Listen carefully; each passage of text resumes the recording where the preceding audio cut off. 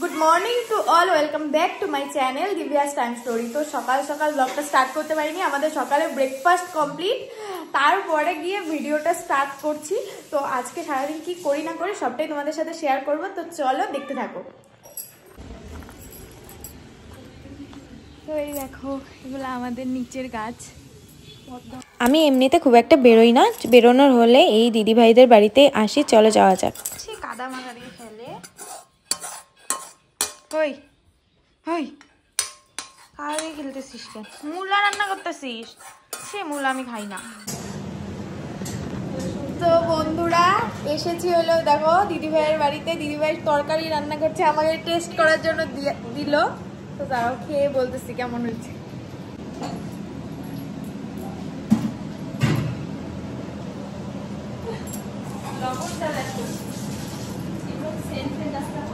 আমার কাছে লবণ ঠিক আছে, আমি তো লবণ কম খাই, ঝালও ঠিক আছে।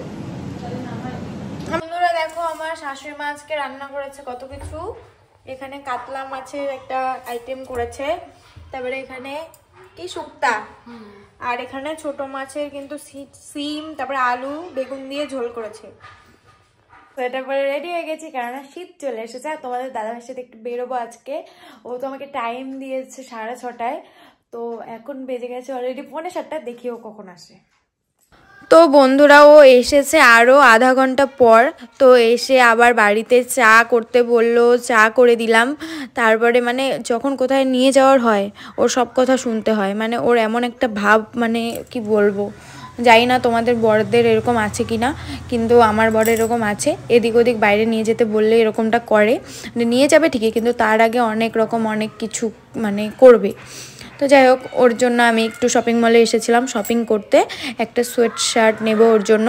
তো একটা পছন্দ করে নিলাম, অনেকক্ষণ টাইম লেগেছে পছন্দ করতে। ছেলেদের জিনিস আমি ঠিকঠাক পছন্দ করতে পারি না, আর ওর চয়েস আমার একদমই ভালো লাগে না। এর জন্য আমি যেটা চয়েস করি সেটাই ও পরে।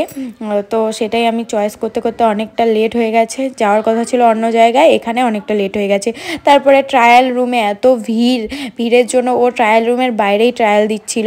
দেখো, প্রথমে এইটা চয়েস করেছিলাম, এটাই নেওয়া হয়েছে পরে, কিন্তু এটা হলো এল সাইজ ওর হলো না, এক্সেল লাগে। তো যাই হোক, এক্সেল সাইজ নিয়ে চলে আসলাম খেতে। তার মাঝখানে আরও অনেকগুলো কাজ করেছি যেগুলো তোমাদের সাথে দেখানো হয়নি। তারপর চলে এসেছিলাম আমাদের এখানে একটা ভালো দোকান, মানে রেস্টুরেন্ট বলতে পারো, স্বাদে আহ্লাদে নাম। তো যেরকম দেখতে সুন্দর সেরকম খাবার দাবার টেস্টি।